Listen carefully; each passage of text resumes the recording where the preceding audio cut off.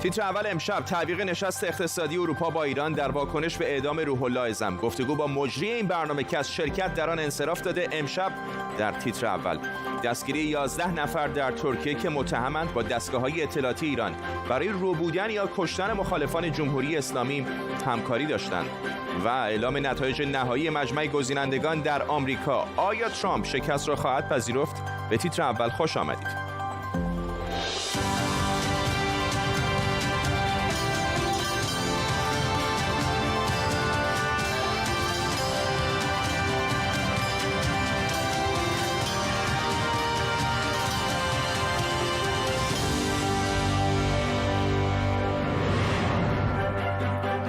سلام و وقت بخیر. ساعتی بعد از اینکه نشست اقتصادی اروپا با تهران در واکنش به اعدام روح الله زم، مؤسس و مدیر کانال تلگرامی آمد نیوز لغو شد، حالا حسن روحانی رئیس جمهوری ایران از قوه قضاییه دفاع کرده و گفته بعیده به روابط تهران با اروپا لطمه‌ای وارد بشه. واکنش‌های دیپلماتیک از پایتخت‌های اروپایی تا کابینه جو بایدن به اعدام روح الله زم ادامه داره. در طول نیم ساعت آینده به کمک تیمی از کارشناسان خبرنگاران تازه‌ترین واکنش‌ها به این خبر و خبرهای دیگر رو دنبال می‌کنیم. پیش از همه اما بریم به پاریس. نیلوفر پور ابراهیم واکنش‌های جدید اروپایی‌ها رو دنبال کرده. نیلوفر.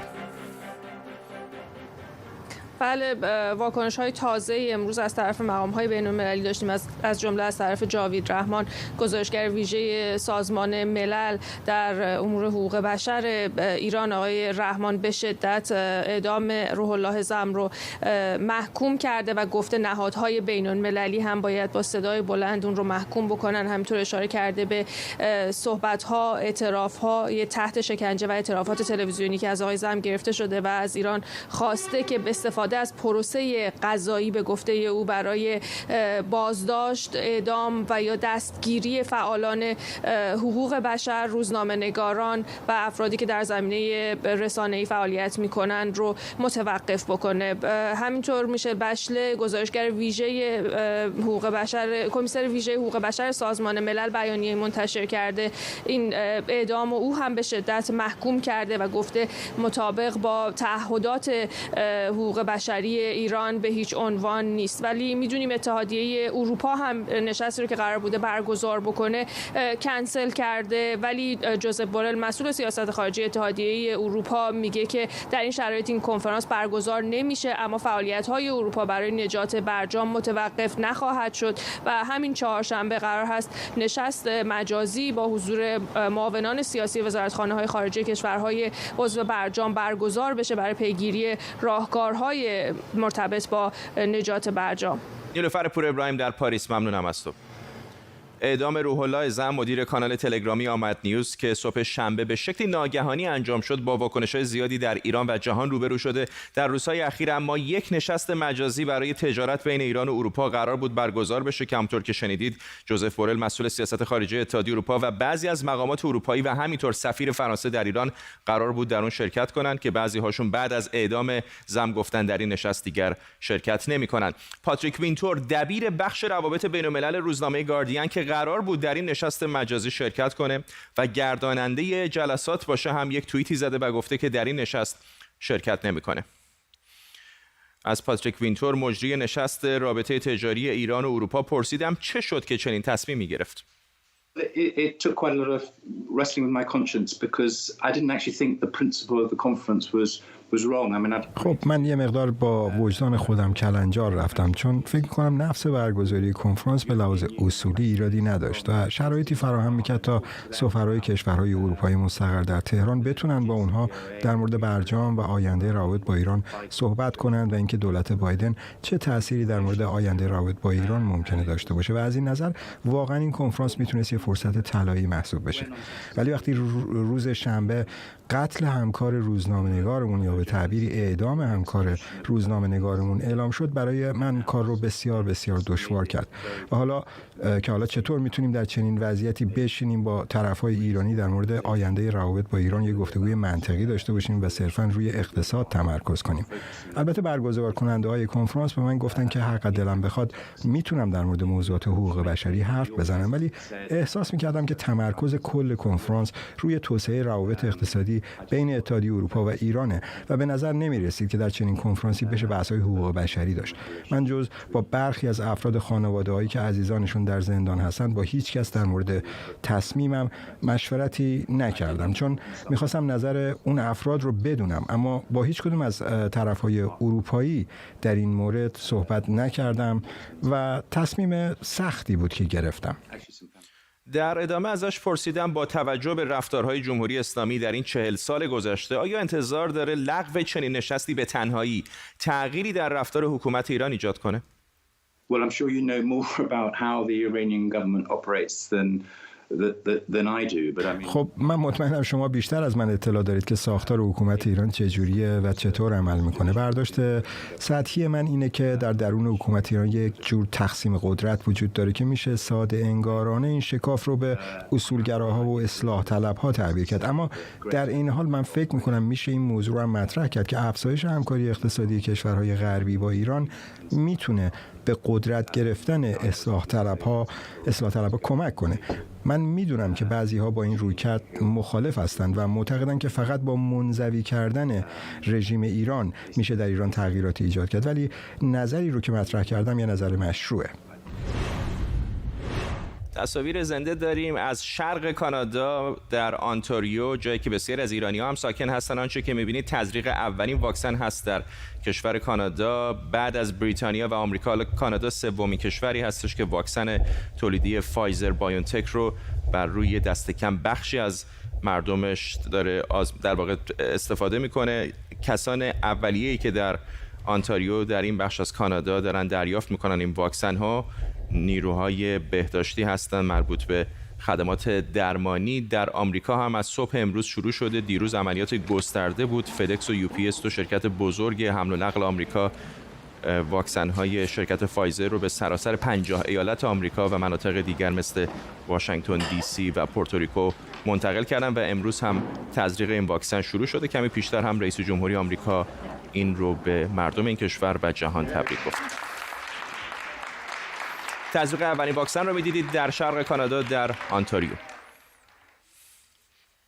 برگردیم به خبر پیشینمون. مشاور امنیت ملی جو بایدن رئیس جمهوری منتخب آمریکا از اعدام روح الله زم ابراز انزجار کرده. جک سالیوان تاکید کرده که آمریکا در کنار متحدانش علیه نقض حقوق بشر در ایران خواهد ایستاد. وزارت خارجه آمریکا هم روز قبل اعدام زم رو محکوم کرد. آرش آرامش حقوقدان و کارشناس امنیت ملی اینجا در استودیو با ماست. آقای آرامش، بخواد یا نخواد آقای بایدن در دولت بعدیش یکی از مسائل مهم سیاست خارجیش ایران خواهد بود. با شرایطی که الان پیش آمده چقدر احتمال این که بخوام مذاکره بکنن با ایران بعد از روی کار آمدن آقای بایدن ضعیف و ضعیف‌تر میشه؟ همه چی بر این به قول معروف به این ربط داره که طرف مقابل چه رفتاری از خودش نشون بده. الان طرف مقابل جمهوری اسلامی تحت شدیدترین تحریم‌ها هست که از زمان آقای ترامپ فشار حداکثری بر اونها اعمال شده. در منطقه خب اعمال و رفتار جمهوری اسلامی بهتر نشده، ولی می‌بینیم که از لحاظ مالی منزوی‌تر شدن. از لحاظ مالی هم داخلی و هم در منطقه مشکلات بسیار دارن. چند روز پیش دیدیم که حتی بانک مرکزی جمهوری اسلامی رو داره سپاه استفاده می‌کنه عملاً برای پولشویی. حالا یک عمل میمونی هم اتفاق افتاده. نه فقط مسئله موشکی، نه فقط مسئله هسته‌ای و نه فقط مسئله جمهوری اسلامی در گروه‌های نیابتیش و تداخلش و به قول معروف یاغیگریش در یمن و بحرین و عراق و سوریه و غیر و ذالک، بلکه مسئله حقوق بشر رو هم می‌بینیم که الان در اون تاکید میکنه. آقای جک سالیوان با وجود اینکه هنوز مشاور امنیت ملی نشده، ایشون مشاور منصوب یا منتخب هست و از اون طرف هم دیدیم که آقای تونی بلینکن، اون کسی که الان قرار وزیر خارجه منتخب آقای بایدن باشه، اول آقای سالیوان توییت زد و آقای بلینکن هم اون توییت رو تأکید کرد و تایید کرد و ریتوییت کرد. خب این نظر داشته باشید که این داره یک پیغام خیلی مستقیمی رو نه فقط به تهران بلکه به متحدین ایالات متحده میرسونه که ما مسئله حقوق بشر رو جدی‌تر از پیش میگیریم و اصلا این مسئله باید روی میز باشه. اما ببینید خط قرمزهای تهران چی است. میگن سر مسئله موشکی صحبت نمی‌کنیم، میگویند سر مسئله هسته‌ای تا تمام تحریم‌ها برداشته نشود به برجام بر نمیگردیم و سر مسئله حقوق بشر هم میگویند چی؟ میگن این دخالت در امور داخلی ماست. در مسئله جمهوری اسلامی، کشوری مثل ایالات متحده و متحدین اروپایش باید درک بکنن که به صورت هم تاکتیکی و به هم صورت به قول معروف راهبردی جمهوری اسلامی به اون ماهیتی که داره در تناقض هست با منافع این کشورها، هم از لحاظ منافع ملیشون، اقتصادیشون، امنیتیشون و هم یک سری ارزش‌های بنیادین مثل حداقل اعتراض به کشتن یک روزنامه‌نگاری که حالا کسی میخواد خوشش بیاد ازش یا نه، ولی کسی رو کشتن به خاطر چی؟ به خاطر درج اخبار و بعد کشتن هم نیست، آدمربایی هم بوده. آمدن این شخص رو با 1001 به قول معروف کلک آوردن در کشور ثالث که مستقله، در اون کشور او رو دزدیدن. دفعه اول هم نیست این کارو میکنن، در دبی این کارو کردن، در بغداد این کارو کردن، در کشورهای دیگه این کارو کردن، آوردن در داخل کشور یک دادگاه کانگورویی تشکیل میدن بدون حضور به قول معروف هیئت منصفه، اون رو هم دیوان عالی تایید میکنه و سریع هم میان طرف رو اعدام میکنن. خب این اگر نقض حقوق انسانی و بشر نیست، خب دیگه چه هست؟ ممنونم از شما آرش آرامش حقوقدان و کارشناس امنیت ملی اینجا در استودیو با ما.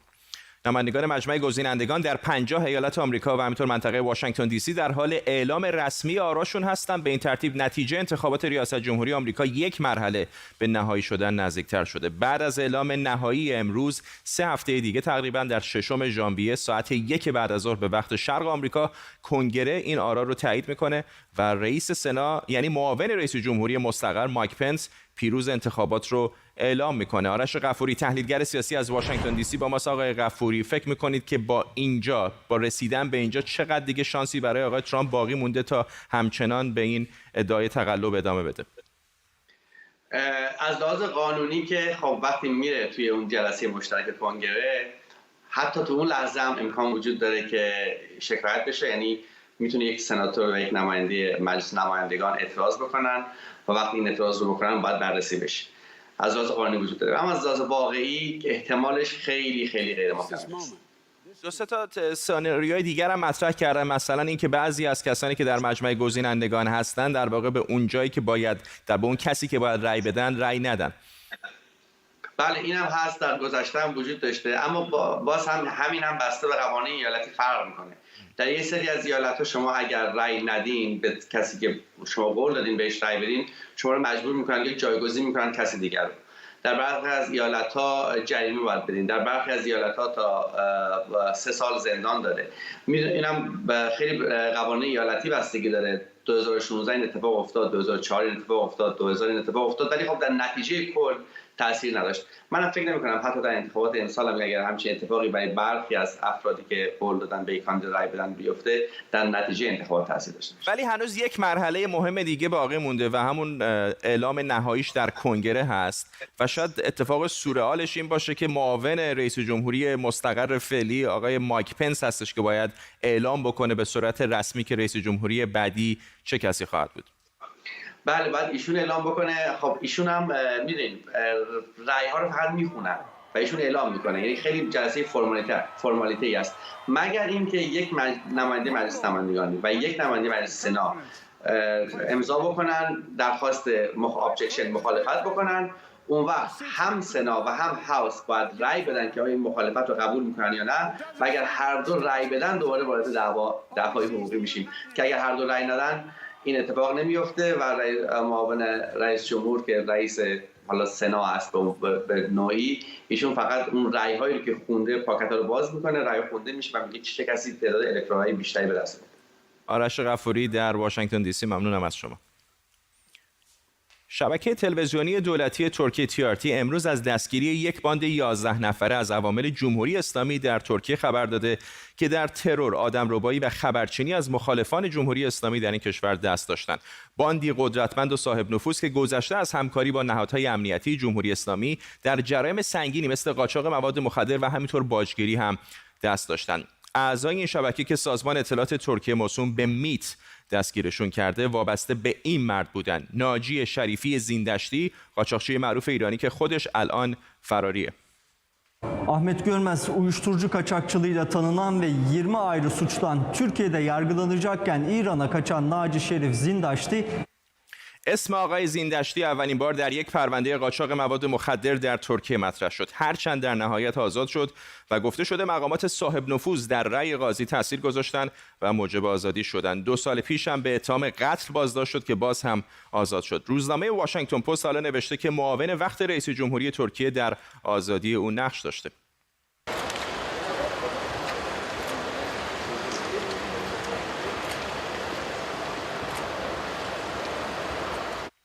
ناجی شریفی زیندشتی که اهل سلماسه در ترکیه تحت عنوان تاجر به کار مشغول بود، گفته شده که در حال حاضر در ایرانه.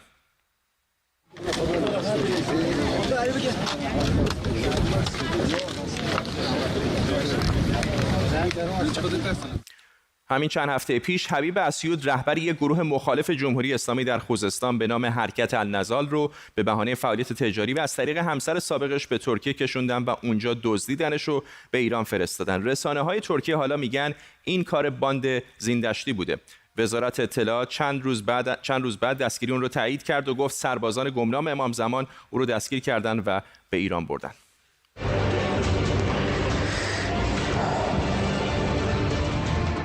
من حبیب فرج بچه‌ها هستم، مسئول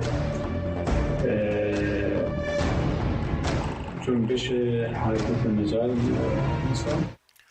آبان پارسال هم مسعود مولوی که یک کانال افشاگرانه علیه اطلاعات سپاه پاسداران و وزارت اطلاعات راه انداخته بود در استانبول هدف حمله قرار گرفت و به ضرب گلوله کشته شد. گفته میشه این هم یکی از اقدامات باند زیندشتی بوده که خبرگزاری رویترز گفته با هدایت 2 دیپلمات ایرانی در کنسولگری ایران در استانبول انجام شده. در سالهای اخیر موارد زیادی از ترور و همینطور آدمربایی مخالفان جمهوری اسلامی در ترکیه و بیشتر اتفاقا در استانبول صورت گرفته که بعضی‌ها میگن کار همین باند تبهکاره و وزارت اطلاعات و سپاه پاسداران در این سالها از باندهای جنایتکار در کشورهای مختلف برای ترور مخالفانش استفاده میکنه. لیلی نیکفر از استانبول با ماست. لیلی، جزئیات بیشتر چه میدونیم؟ رسانه‌های ترکیه چه میگن در مورد این باند؟ از 11 نفری که بازداشت شدن گفته شده که 1 نفرشون همسر آقای زیندشتی هست.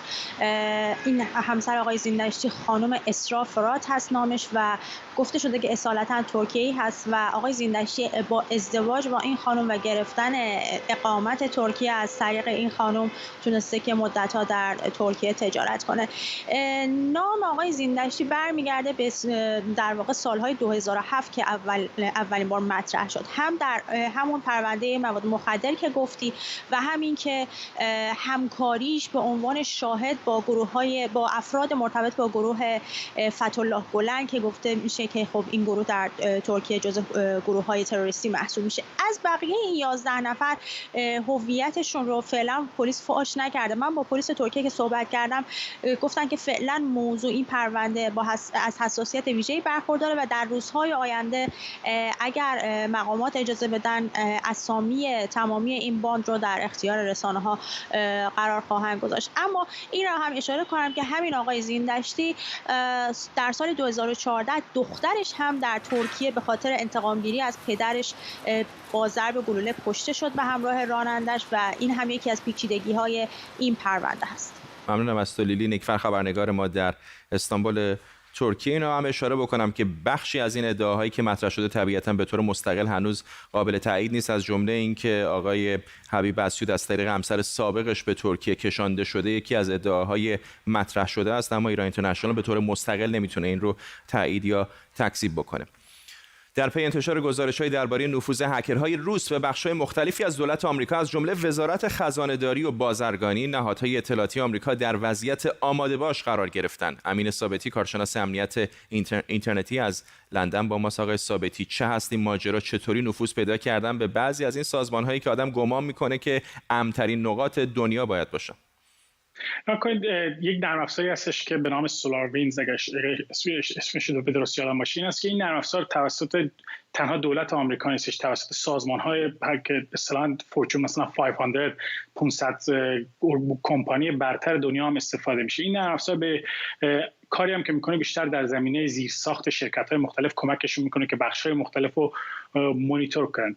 کاری که هکرهای روسی بر اساس گزارش‌ها در حقیقت دولت روسیه پشتش یا هکرهای دولتی روسی یا هم حکومتی روسی انجام دادن این بودش که کار خیلی پیچیده‌ای بوده. این بوده که آمده بودن وقتی که اومده بودن با نسخه‌ای که در حقیقت نسخه‌ای که قرار بوده بروز بشه، نسخه‌ای که قرار بوده این شرکت منتشر کنه که بعد دولت‌ها از شرکت‌های مختلف نصب کنن، اومدن همراه اون نسخه بدافزار خودشون هم چسبوندن به اون نسخه و خب باعث شدن که تمام شرکت‌هایی که از این نرم افزار استفاده می‌کردن وقتی که نصب کنن در واقع یک در پشتی و یک دسترسی کاملا آزاد به هکرهای روسی بدن. حالا می‌خوام خیلی سادهش بخوام بکنیم این است که فرض کنید شما نرم افزاری مثل واتساپ دارید، اپلیکیشنی مثل واتساپ دارید، هکرها بیان داخل کدهای واتساپ دسترسی ویژه‌ای برای خودشون می‌ذارن و بعد اون موقع میلیاردها کاربری که سرتاسر دنیا هستن بیان این نرم افزار نصب کنن و اینجوری هکرها میتونن دسترسی پیدا کنن به گوشی و تمام مکالمات.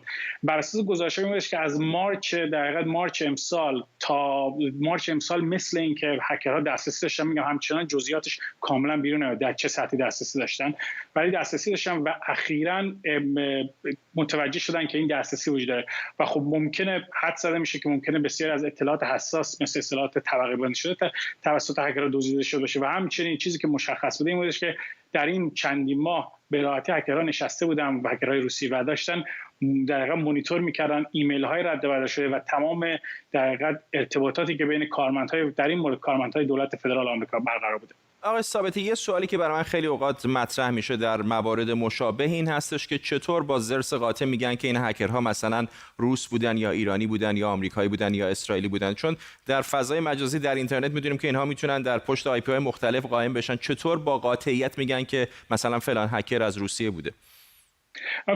جواب سوالتون هستش که در این مورد خب جزئیات بیرون نمیاد، ولی قانون کلی این هستش که در نهایت هکرها وقتی که میخوان حملات سایبری انجام بدن احتمالاً از یه سری همون خودت هم گفتی از یه سری آی پی ها استفاده میکنن. خب این آی پی در نهایت باید یه وی پی ام باشه، یه سرور باشه و یه جایی باید این آی پی رو استفاده کنن. کاری که میکنن مثلا اف بی آی، سی آی ای، ان اس ای و یا سازمان‌های اطلاعاتی سرتاسر دنیا درخواست میدن به شرکتایی که ممکنه این خدمات رو ارائه بدن و دسترسی بدن. علاوه بر اون پترن هایی وجود داره که مشخص میشه این هکر آیا روس بوده، چینی بوده و یا ایرانی بوده. مثلا ایرانیش بگیم چند وقت پیش قبل در زمان انتخابات ریاست جمهوری آمریکا این بودش که هکرها دقیقاً آی پی واقعی خودشون اونجا گذاشته بودن و یه جوری سوتی داده بودن. اینم میگم ما پشت پرده نمی‌دونیم حجم دیتایی که جمع کردن و احتمالاً اثرایی که گذاشتن بوده که این زرس قاطع بگن که روسیه بوده. ممکنه مثلا از نرم افزاری استفاده کرده بودن که قبلا هکرهای روسی تو حملات قبلی هم استفاده کرده بودن. امین ثابتی، کارشناس امنیت اینترنتی از لندن، ممنونم از شما. از امروز بزرگترین پروژه واکسیناسیون در تاریخ آمریکا شروع شده و واکسن کرونا شرکت فایزر و بایونتک در تمام آمریکا توزیع شد. قبلا اعلام شده بود که بعضی از مقامات دولتی و کارکنان کاخ سفید قرار جزء اولین کسانی باشن که واکسن کرونا رو بهشون تزریق بکنن، اما ترامپ در توییتی با این تصمیم مخالفت کرده و گفته کارکنان کاخ سفید فعلا باید صبر کنند و قرار نیست خارج از نوبت و زود هنگام واکسینه بشن. آقای ترامپ ساعتی پیش در توییتی تزریق اولین واکسن کرونا رو به مردم آمریکا و دنیا تبریک گفته. آرش علایی از ساختمان مجلس نمایندگان آمریکا همراه ماست. چطور داره پیش میره این واکسیناسیون سراسری؟ آرش، خب شوک بزرگی نباید باشه واسه همه اگه بدونن که این الان بزرگترین خبر در آمریکاست. یعنی غیر از شبکه‌های تلویزیونی الان تقریبا اگه شما هر روزنامه‌ای، هر شبکه آنلاینی رو باز کنید در آمریکا، حتی شرکت‌هایی که الان درگیر حمل و نقل این واکسن هستن مثل UPS و فدکس هم اگر اکانت توییتریشون رو نگاه کنید تقریبا ساعت به ساعت دارن جزئیات حمل و نقل این واکسن‌ها به ایالت‌های مختلف آمریکا رو گزارش میدن. خبر مثبتی است. بیشتر کارشناسانی که دارن میان در تلویزیون‌های مختلف در آمریکا صحبت میکنن تقریبا سراسر مثبت دارن صحبت میکنن، اما یک سری از چیزایی که ما تو این چند وقت حداقل دیدیم به عنوان خبرنگار، یکی این هست که خب این یک پروژه‌ای بوده که دولت ترامپ از ابتدای در واقع گسترش اپیدمی کرونا این رو در واقع طراحی کرد. من خودم هم چند بار راجبش گزارش داده بودم. یک عملیاتی به اسم عملیات برق‌آسا یا وارپ سپید، این همون عملیات هست در حال اجرا شدن. با این حال بیشتر شبکه‌های تلویزیونی در آمریکا با اینکه تماما سراسر دارن مثبت میگن از انجام این عملیات، به نوعی اعتبار این داستان رو به دولت ترامپ نمیدن، بیشتر میدن به این کادر پزشکی که دارن انجام میدن این کار رو، و یا حداقل خودداری میکنن از اینکه بخوان اسم دولت ترامپ رو بیارن. فقط من دیدم تو برنامه آقای فرید زکریا یک جای یکی از افرادی که دعوت کرده بود در تلویزیون، ایشون گفتش که این عملیات برق‌آسا باعث شده که واقعا به صورت برق‌آسایی یک حرکت تاریخی انجام بشه. آقای الکس ازار وزیر بهداشت دولت ترامپ اومد گفتش که این بزرگترین در واقع همکاری بخش خصوصی و دولتی در تاریخ هست که به این صورت داره انجام میشه. از ساعت 9:23 به وقت شرق آمریکا، یعنی تقریباً 3 ساعت پیش این واکسن پخش شروع شده. ابتدا در نیویورک آغاز شد، در همین شهر واشنگتن دی سی هم در 1-2 از بیمارستان ها داره پخش میشه و در چند ایالت دیگه مثل ایالت کنتاکی هم میدونیم که کار تزریق اولین مرحله از این واکسن 2 مرحله‌ای آغاز شده. ممنونم از سارش علی، خبرنگار ما در ساختمان کنگره از واشنگتن دی سی پایتخت آمریکا. و پیش از پایان برنامه تصاویر زنده داریم از هریسبرگ در ایالت پنسیلوانیا، جایی که اعلام رسمی نتایج مجمع گزینندگان در این ایالت شروع شده. در 49 ایالت دیگر آمریکا و همینطور منطقه واشنگتن دی سی هم طی ساعت‌های پیش رو مجمع گزینندگان آراشون رو اعلام خواهند کرد و به این ترتیب نتیجه نهایی انتخابات آمریکا یک مرحله به مرحله نهایی نزدیکتر خواهد شد تا 6 ژانویه که کنگره آمریکا نتیجه نهایی انتخابات رو تایید بکنه و اون هنگام معاون رئیس جمهوری آمریکا که در حال حاضر آقای مایک پنس هست برنده انتخابات ریاست جمهوری رو به جهانیان اعلام بکنه. به این ترتیب میرسیم به پایان تیتر اول امشب. تا فردا، بدرود.